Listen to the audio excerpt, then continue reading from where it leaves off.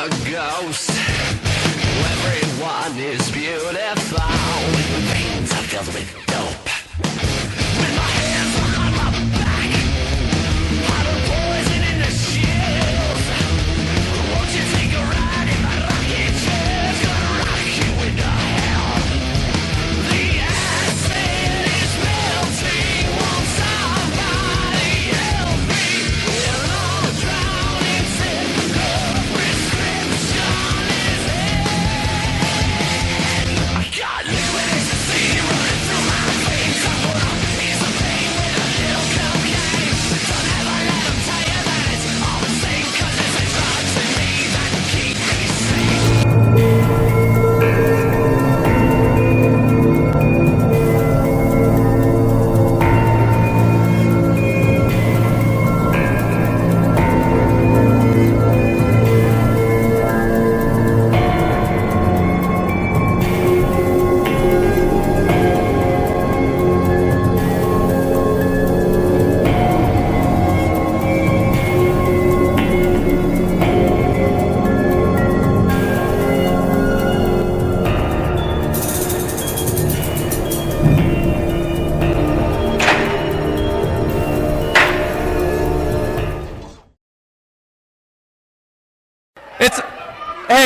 Hey, we're partners. Let's work together, pal. I can't wait to do business.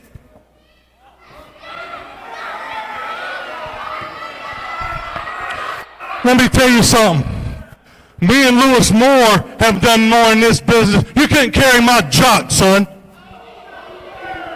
Well, yes, you could in your mouth. What, man?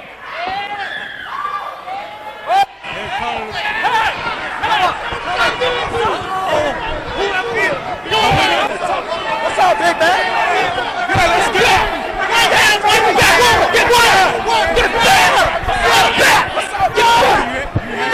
You had one side who agrees that Matt Houston.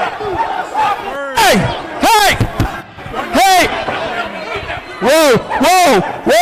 We're not doing this tonight.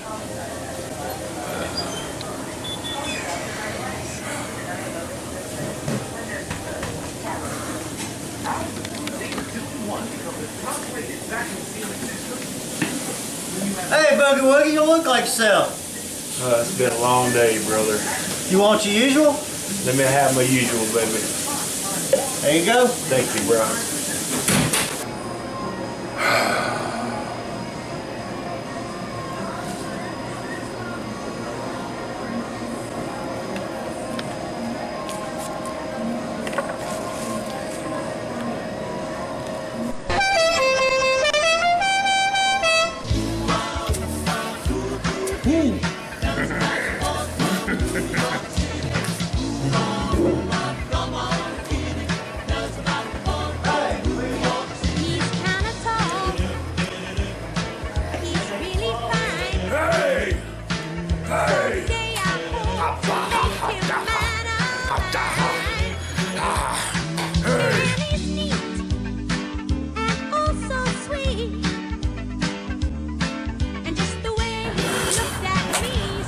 You know if hunger's dragging you down, baby, come on out to King's Hot Dog in Rural Hall, because it'll put a little boogie in your woogie. Woo, must have feeling good, baby.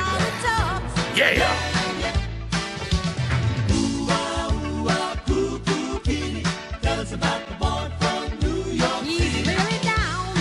Secondhand Heroes and Home for Wayward Villains is a comic book shop and gaming store that also features Magic the Gathering and D&D. Located at 18184 Leesville Road in Evington, Virginia, Secondhand Heroes is your one-stop shop for you to get your nerd on. Open 7 days a week at 11 a.m., they don't close until the dice stop rolling. They buy, sell, trade, barter, and haggle, specializing in collectible toys, both vintage and modern, comics, Magic the Gathering, video games, console, and arcade cabinets to play, all set to free play. Host your game night with us, Monday night D&D video game competitions, and so much more. Something for the collector and gamer in us all. Call 434-317-0121 or shoot us an email with any questions to secondhandheroesva@gmail.com. Note, secondhandheroesva@gmail.com. That's 2ND, handheroesva@gmail.com. Come game with us.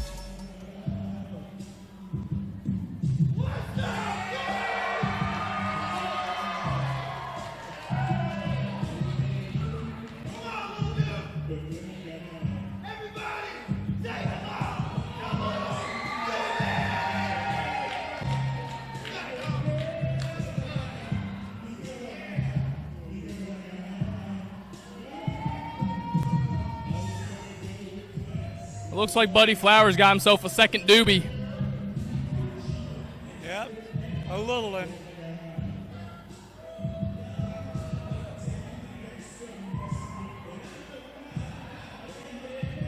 Brian, I hope you don't mind me coming out here and enjoying the show with you this evening. Oh, no, not at all. Glad to have you. It's a very intense meeting there to start the event. Introducing first, the challengers. Our first one, Little Doobie.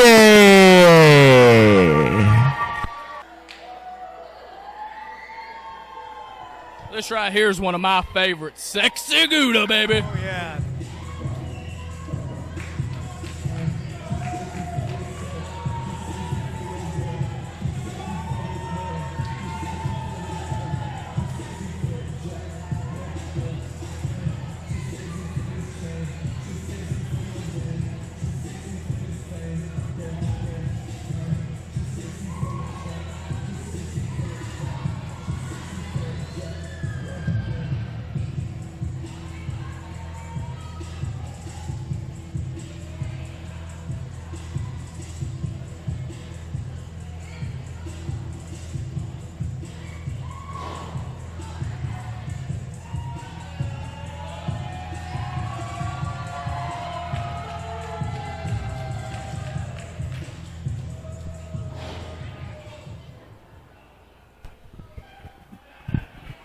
And our second challenger, Sexy Gouda.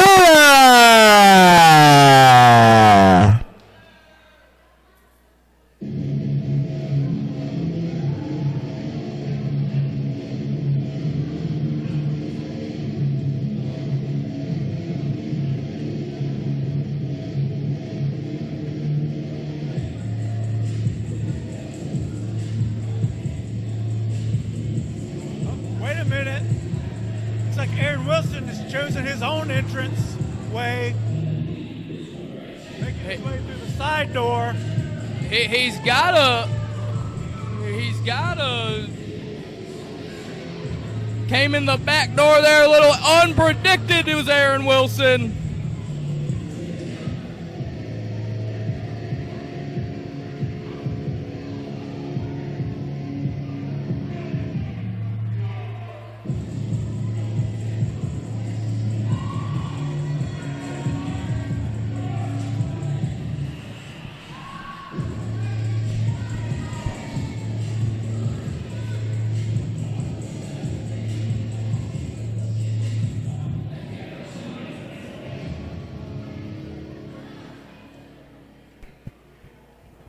And last but not least, he is the AIWF Mid-Atlantic Television Champion, no joke, Aaron Wilson.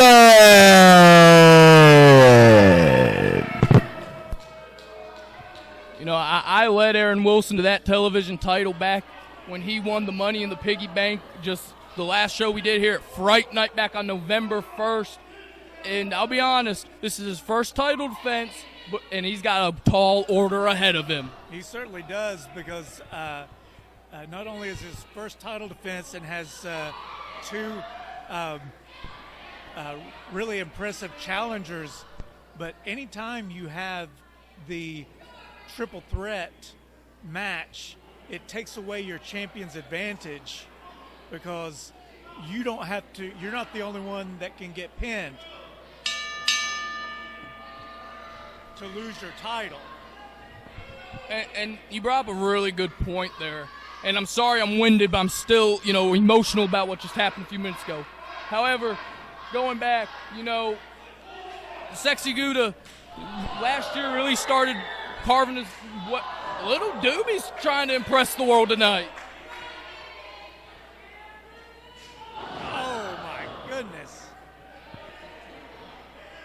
He lit up little Doobie right there. And I'm not sure if I'm the only one, but is this little Doobie's the new little Doobie's first time here? Well, I know that I believe he was at the. I believe it is his first official. Oh, beautiful dive by little Doobie, making an impressive debut here at AIWF Mid-Atlantic. Like I said, I believe he competed at the event at the Surrey County Fair, but of course those aren't sanctioned matches. They're just exhibitions. Well, little Doobie just put two guys on cloud 9 and then got knocked out of his boots by Sexy Gouda. Yeah, they certainly did. And Aaron Wilson is such a powerhouse in that ring. It really makes you question, as great as Sexy Gouda is, as much potential as Little Doobie has, that's still a power advantage given to Mr. No Joke Aaron Wilson.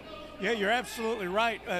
Not only does he have the power advantage, I would say that both Little Doobie and Sexy Gouda probably have a speed advantage on Aaron Wilson. However, for Aaron Wilson's size, he has a tremendous amount of agility. I was about to touch on that. And that was the agility you were just talking about, Mr. Danzig. I mean, to be able to move that well at that size is a very impressive feat, which only benefits Aaron Wilson. Yeah, you're exactly right, because these smaller guys, they have to be agile and they have to use their speed and agility.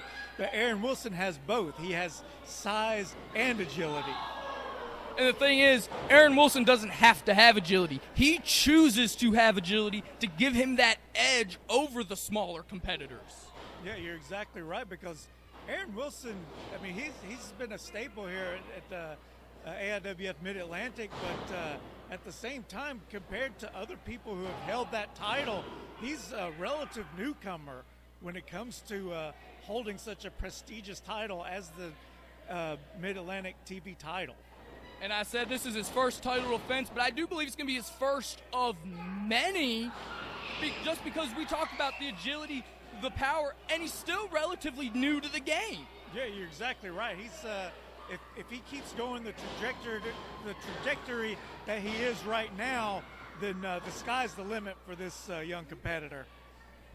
And I mean, really. But now you see Sexy Gouda starting to take that initiative, take that advantage he is. And Gouda's my favorite type of cheese, and it's for a reason. Oh yeah, you're exactly right. It's an acquired taste, but if you have a refined palate. Well, I do. Yeah, exactly. Little Doobie just got pounced, I think. He certainly did. You're exactly right. And now look at Sexy Gouda going to work on the shoulder of Aaron Wilson. You take out those limbs, you just takes out that power and the agility. This may be a very smart strategy for Mr. Gouda.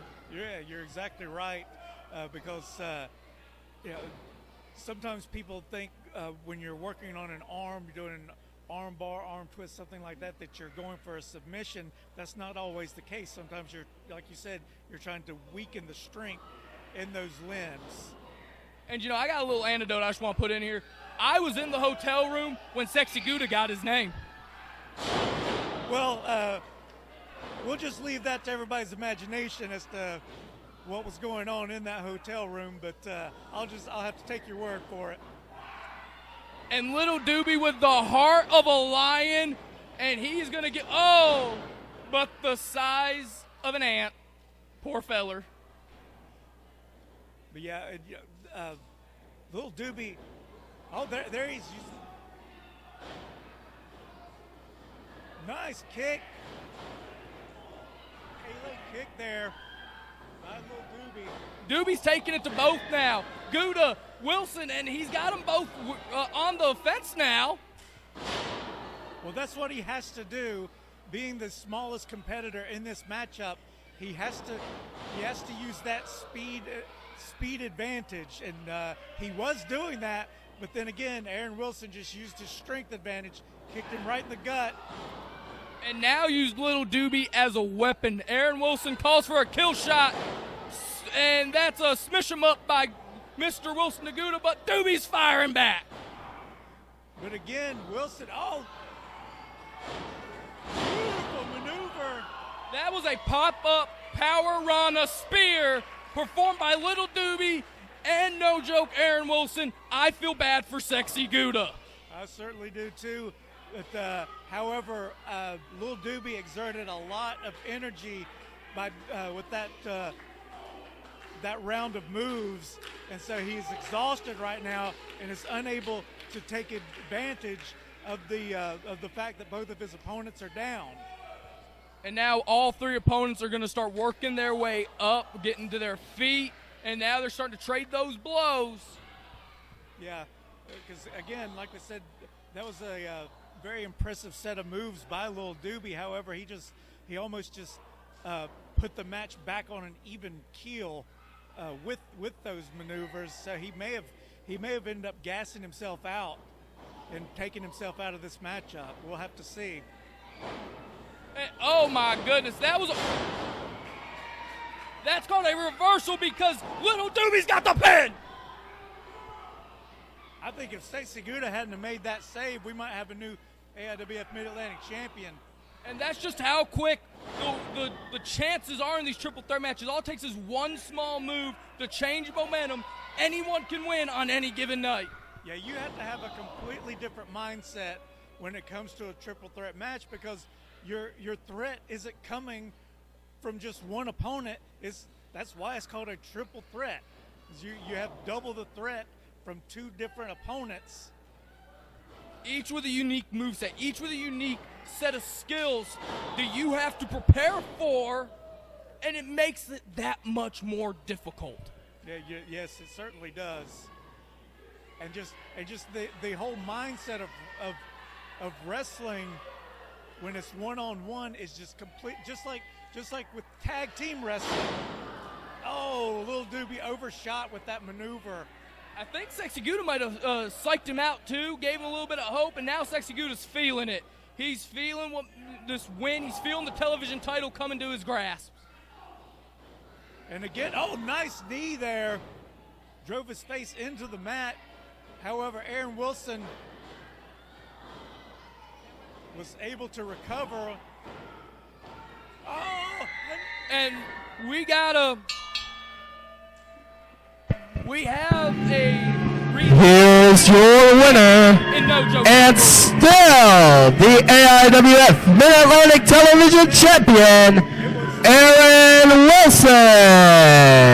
It was quite the contest. There were several times when the title was at risk. However, the champion came out victorious. But you got to give it up to the other two competitors. They put up a hell of a fight, and it could have gone either way. It really did. That was one hell of a way to start the night of an exciting night. This is Matt Houston's opening night. He's good. He made a lot of these matches. I've only put small input in, so I can't wait to see what he's come up with tonight. I'll give a man his due. Oh yeah, Matt Houston is he's been in the wrestling business for a long time, and he really knows what he's doing. Secondhand Heroes and Home for Wayward Villains is a comic book shop and gaming store that also features Magic the Gathering and D&D. Located at 18184 Leesville Road in Evington, Virginia, Secondhand Heroes is your one-stop shop for you to get your nerd on.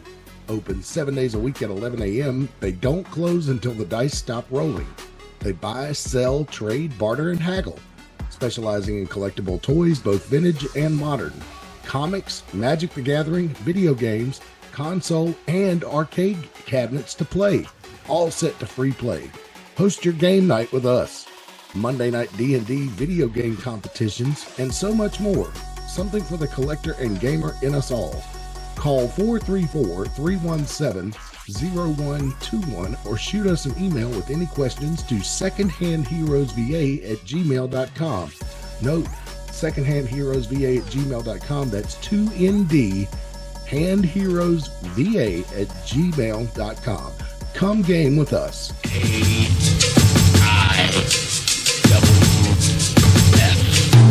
It's AIWF. Wanna see the best wrestling? Where to connect? The squared circle, the place you have to earn your respect. So get right with the program or you'll get left.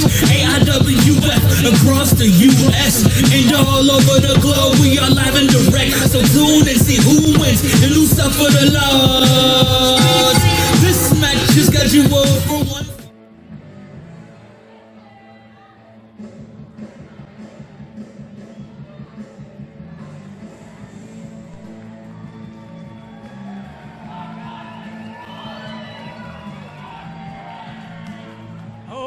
Wrestling fans, here comes Mickey Pope, and I tell you what, these kind of matches right here, Brian, are right up his alley. 3 stages of hell. He loves it when anything goes and no rules, where he can just do what he wants. You're exactly right. As accomplished as a technical wrestler that Mickey Pope is, he's grown up his whole life fighting in parking lots and in back alleys of Stokes County. So, yeah, this is second nature to this man. And if he can lay up to Seth Burns Corporation tonight, makes it that much sweeter. He can just take that title away from Mason Matthews. You're exactly right. Because not only does he want that title, he wants to take it from Seth Clayton Burns Enterprises. Introducing first, the challenger. You all know him. You all love him. Mickey Pope.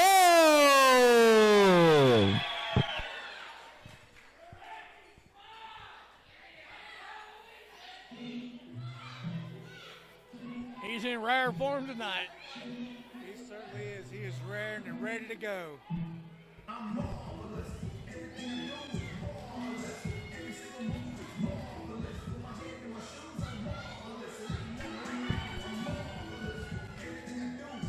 There he is. Like it or not, he is the man. He is the AIWF Mid-Atlantic Heavyweight Champion. And, of course, accompanied by Seth Clayton Burns. Of course. You know, you figure Burns would be in the back getting ready for his butt whooping after a while he's going to get against Ty Tyson. You would think so. However, he wants to protect his investment of having the current AIWF Mid-Atlantic Championship in his fold. He wants to make sure that Marvelous Mason Matthews holds on to that title.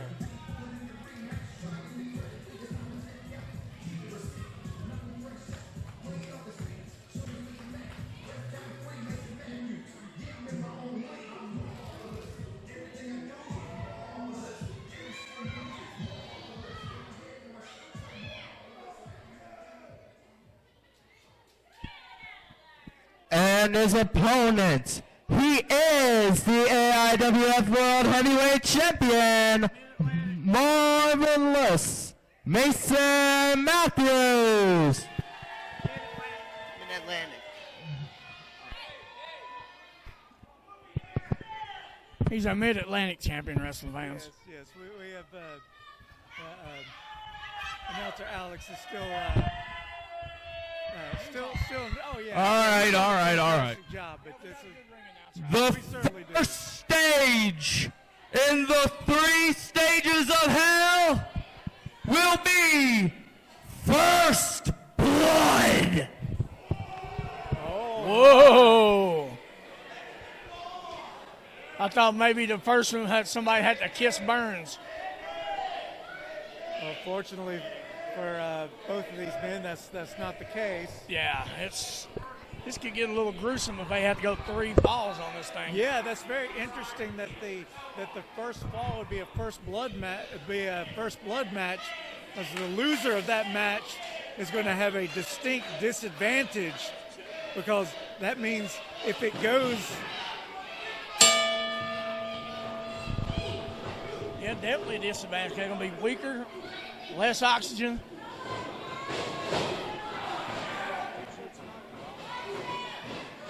And that's definitely a mistake that Mason Matthews does not want to make. He does not want to get into a slugfest with Mickey Fulp. Even though he is the bigger of the two, Mickey Fulp is a scrapper, and that is his expertise. However, though, the other end of the perspective is Matthews has one slight disadvantage, I call it, and that's Burns being out here. Yeah, that's true. He does have Seth Clayton Burns watching his back. However, I think he should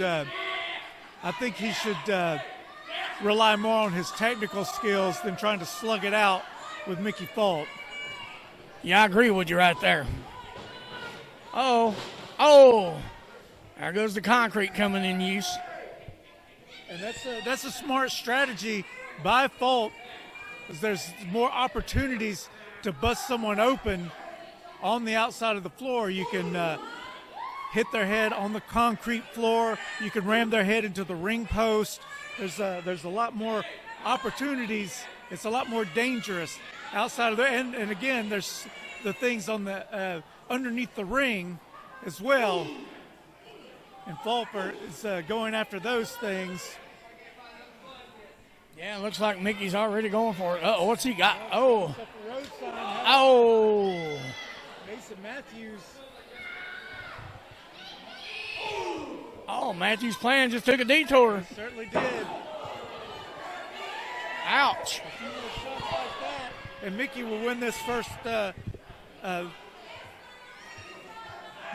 fall, this first stage, if you will. The interesting thing is that Seth Clayton Burns made the announcement that the first stage was First Blood. He did not announce what the second or third stages are going to be. I tell you what, with all the years I've watched these here 3 stages of hell matches, it's hard to tell what they got planned. You know, to this day, Brian, when you look at Kevin Phoenix, you can still see the place on his shoulder where Sin Crawley set him afire right here in this building. Yeah. And he still sins. Oh yeah, those kinds of burns don't just go away. They definitely scar. Oh, and that's really going to incapacitate Mason Matthews, hitting him in the back with that trash can. However, he needs to start hitting him in the head to try to open him up. That shot right there to the kidney, though. I paid good money for this equipment. You shut your mouth.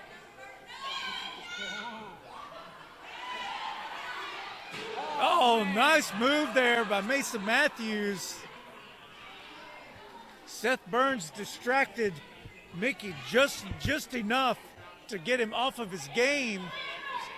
And Mickey went face first into that chair. We'll have to see the whether or not the damage that was done. He reminds me of another Halloween character that just aggravating, and that's Beetlejuice. Oh yeah, you're exactly right. Unfortunately, there is no clause about saying his name 3 times. He just appears there. Uh-oh.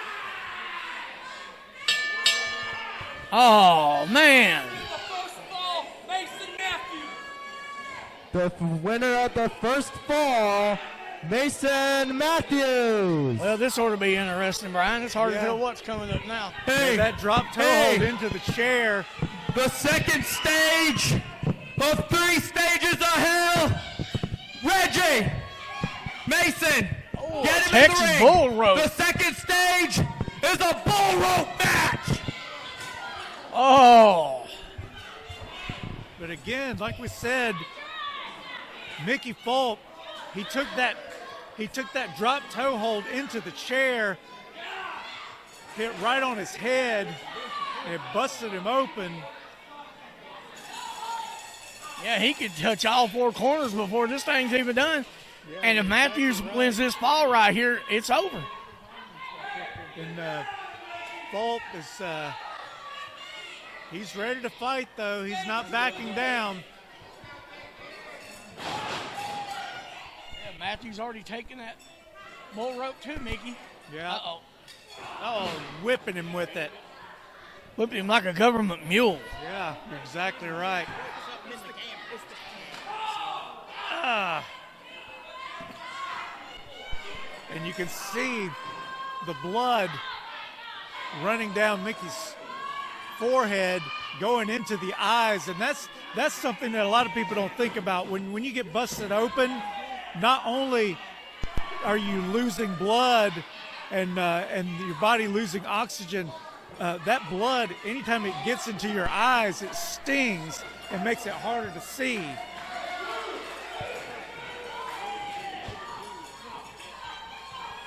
Well, now look like a tug of war. Yeah, looks like Mickey has finally got his bearings, while I may have spoken too soon. Mason Matthews, we may not see a third stage here. Mason Matthews may take this one home early. Mickey is going behind him. Yeah, they're both up to 2. Yeah. Another tug of war. I think Matthews has 3. Oh, they both have 3. Tied at 3. If Mason Matthews is closest. He's closest right now. You have a look at Burns. He's over there trying to help him. Oh. Mickey dove for it. Oh, he got it. He got it. Oh. And now we find out what the final stage is. The winner of the second stage, Mickey Fulp. He won the second stage. All right. Now it's 1-1. The final stage, last man standing. Wow. Oh, my goodness. And this is, again, like I said, this is going to be definitely a distinct disadvantage for Mickey. He's definitely the weaker of the 2 right now with all that, like you said, with that blood losing that and the oxygen. And Matthews being the bigger person. Yeah, and although this is no longer a bull rope match, oh no, he is hanging Mickey. And there's not a thing the ref can do about it. It's a last man standing match. So, and Seth Burns getting his shots in. Again, there's not a thing the referee can do about it, because the only way to lose this matchup is to not be able to answer the 10 counts.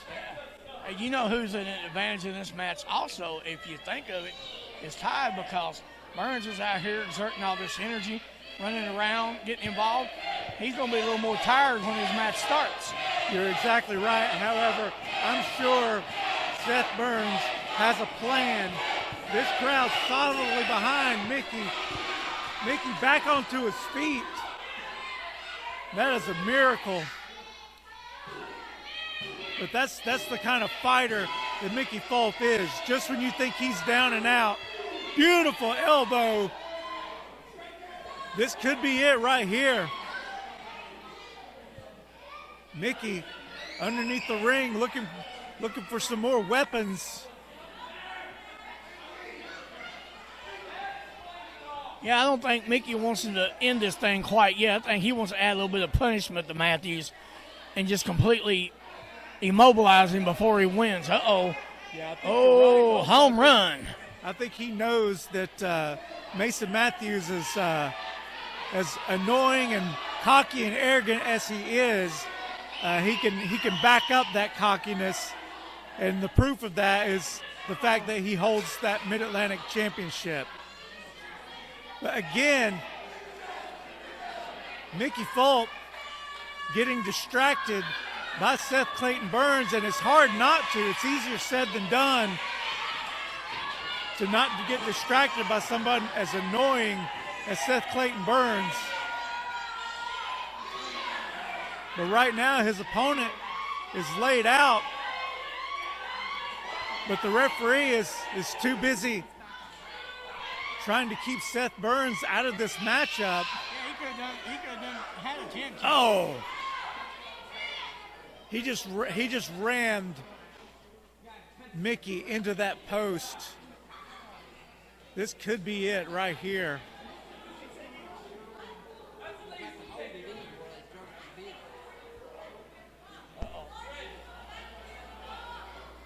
Uh-oh. Mason Matthews.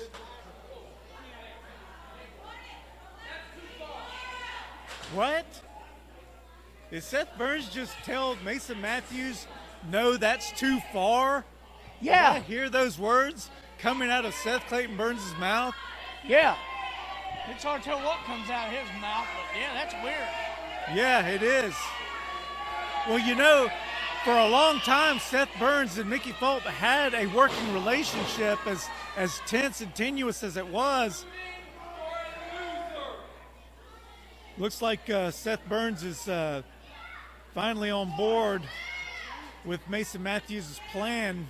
I think he doesn't really have much of a choice at this point. Fulp up to his knees. Matthews got him up, slams him down. What? Matthews ordering Burns around. What is he up to? He's having Seth Burns hold the ladder for him. The referee is counting.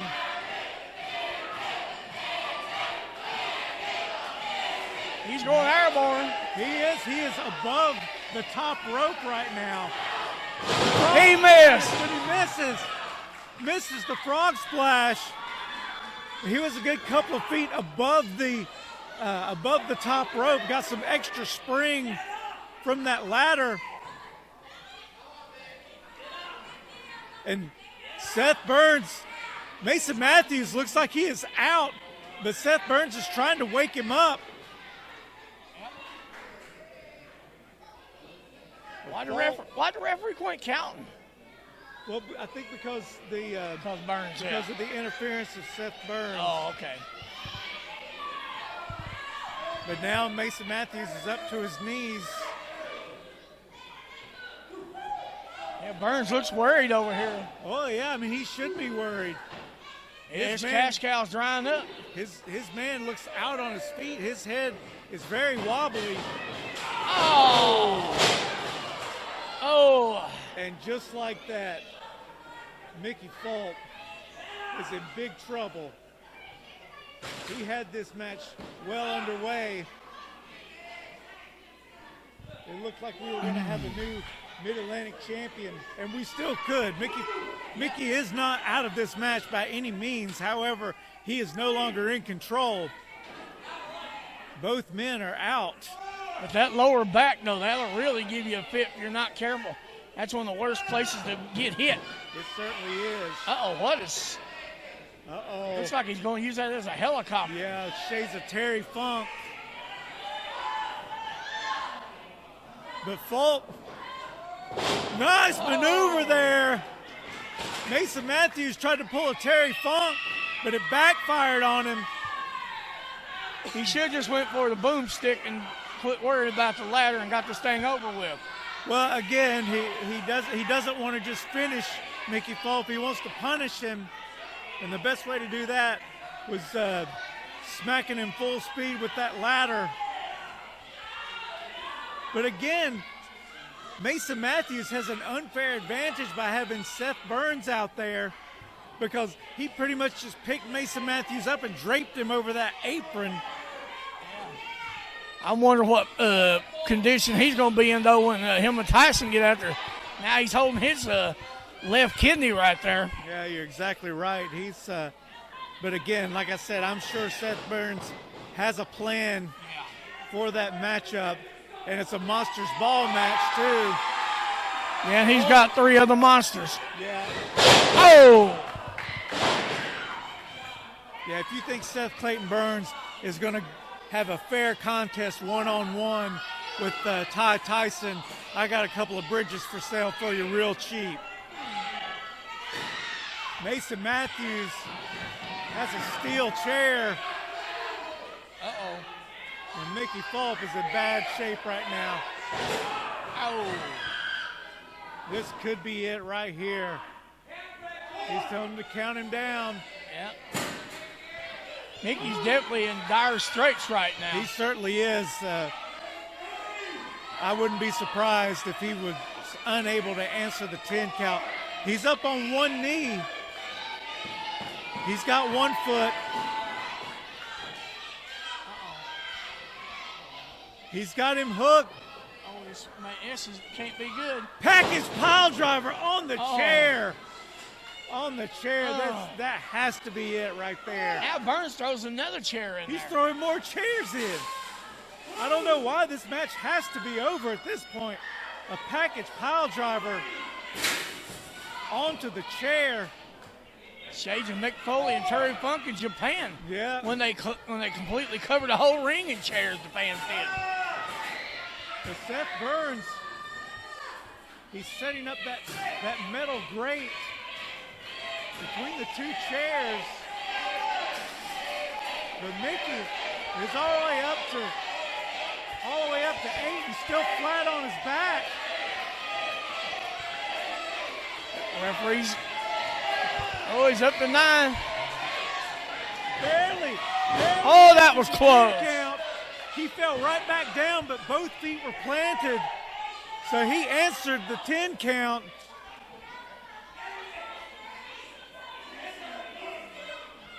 Whoa, see a little animosity right here. Said to end it, handed him the brass knucks, and Mason Matthews threw it down.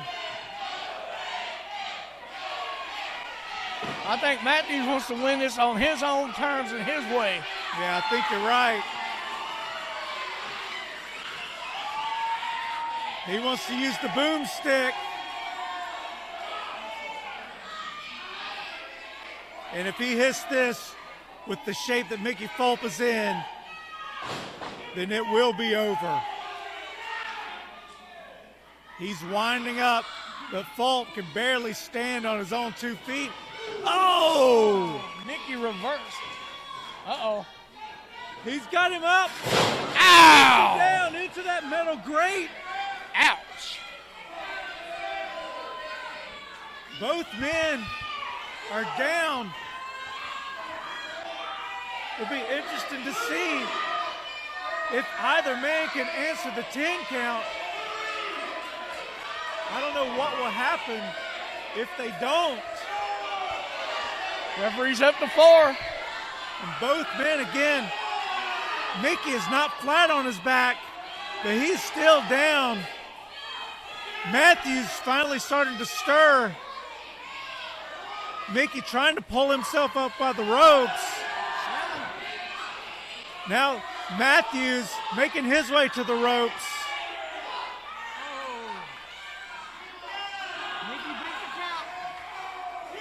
Oh!